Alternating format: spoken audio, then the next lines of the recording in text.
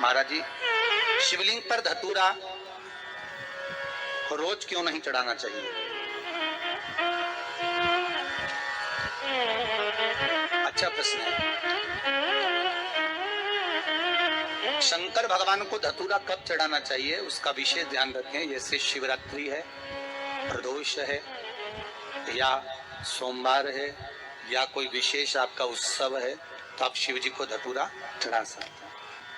या विशेष कोई बीमारी ऐसी लग गई है या विशेष कोई तकलीफ ऐसी हो गई है जिसका निवारण नहीं हो रहा, तो आप धतूरा चढ़ा सकते।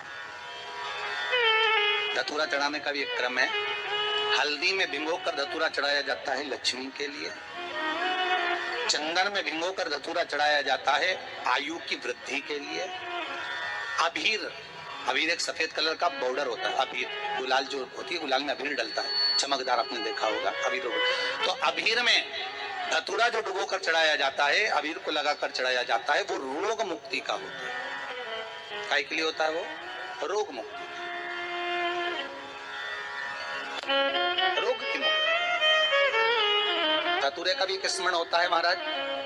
बहुत भारी रोग है, बीमारी लग गई है, डॉक्टर अपना काम कर रहे हैं, घर का व्यक्ति बहुत बीमार हालत में पड़ा हुआ है, तो बेलपत्री के वृक्ष के नीचे भी शिवलिंग का निर्माण कर कर एक धतूरा समर्पित करा जाता है, जिससे रोग से मुक्ति होती है। उसमें ना तो हल्दी लगाई जाती है, ना चंदन लगाया जाता है, ना अबीर लगाया जाता है, केवल धतूरा चढ़ाया जाता है। रोग।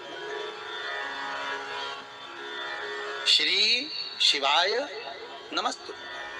अहंकार से वंचित हो जाए, पर देवता पुत्र हैं और शंकर इनके पिता हैं, और आज देवता कर करें कि आपने विष पिया तो कौन सा बड़ा काम कर दिया। पार्वती जी की आंख में जल भर गया, आपके सामने अमृत का पात्र तक नहीं आया।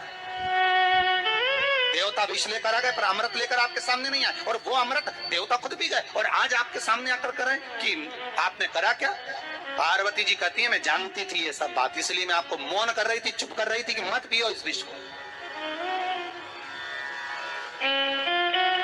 मत पियो इस विष को। संसार बड़ा विचित्र है, बड़ा विचित्र।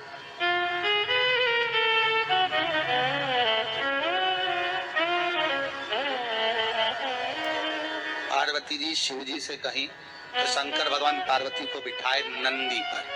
काय पर बिठाए? नंदी पर। और नंदी पर बिठाकर उन्होंने कहा आज संसार के लोगों के बीच में चलते हैं, चल मैं बताता हूँ दुनिया कैसी है।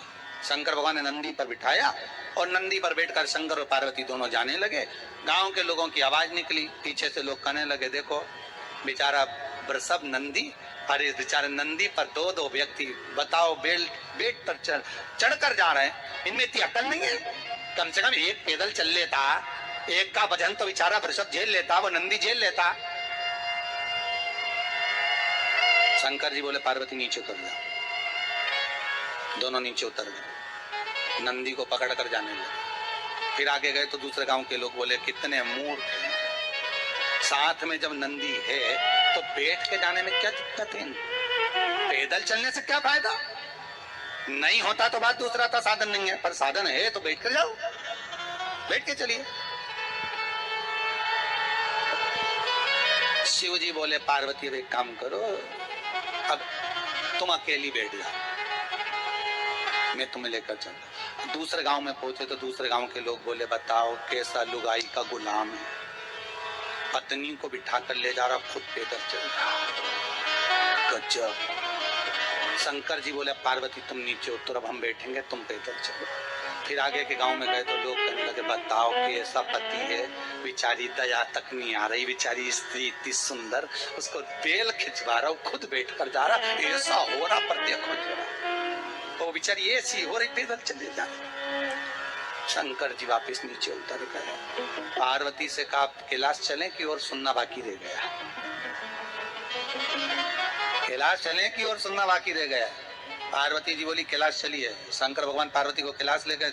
शिव जी बोले ये संसार सागर है पार्वती, अच्छा करोगे तो लोग टांग खींचेंगे, बुरा करोगे तो लोग टांग खींचेंगे, भजन करोगे तो लोग कह देंगे ये तो पागल हो गई, और नहीं करोगे तो लोग कह देंगे बताओ कहीं छाती पे बांध के ले जाएगी, जोड़ कर जाएगी।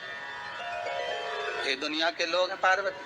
कहे बिना नहीं रह सकते, इसलिए क्या किसको रोइए, चादर तान के सोइए। आग लगे बस्ती में अपन रहो मस्ती में।